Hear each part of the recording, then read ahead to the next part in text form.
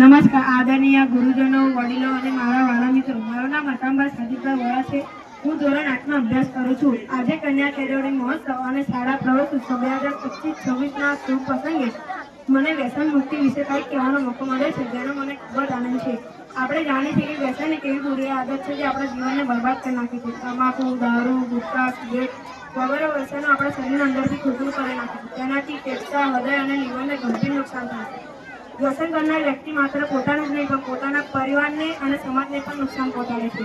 આજે નાના નાના બાળકો પણ વ્યસનનો શિકાર બની રહ્યા છે, જે ખૂબ જ દુઃખદ બાબત છે. આપણે સૌ ભેગા મળીને આ બધીને દૂર કરવી પડશે. શાળામાં વ્યસન મુક્તિ વિશે જાગૃતિ ફેલાવે, મિત્રોને સમજાવે કે વ્યસનથી દૂર રહેવું કેટલું જરૂરી છે. ખાસ કરીને કન્યા કેળવણી મહોત્સવ અંતર્ગત આપણે દીકરીઓને ભણાવીએ છીએ. એક શિક્ષિત દીકરી માત્ર પોતાને જ નહીં પણ પોતાના પરિવારમાં અને સમાજમાં પણ વ્યસન મુક્તિનો સંદેશો પહોંચાડી શકે છે. તે પોતાના ભાઈઓ, પિતા અને પતિને પણ વ્યસનથી દૂર રહેવા સમજાવી શકે છે. નારી શક્તિ સમાજમાં સકારાત્મક પરિવર્તન લાવી શકે છે. આજે જે નવા વિદ્યાર્થીઓ શાળામાં પ્રવેશ કરી રહ્યા છે, તેમને પણ આપણે નાનપણથી સારા સંસ્કાર આપીએ, વ્યસનથી દૂર રહેવા પ્રેરણા આપીએ. ચાલો આપણે પ્રતિજ્ઞા લઈએ કે આપણે ક્યારેય વ્યસન નહીં કરીએ અને બીજાને પણ વ્યસનથી દૂર રહેવા પ્રેરણા આપીશું. યાદ રાખો, વ્યસન મુક્ત જીવન એ સ્વસ્થ અને સારા જીવનનું કારણ છે. અસ્તુ. જય ભારત.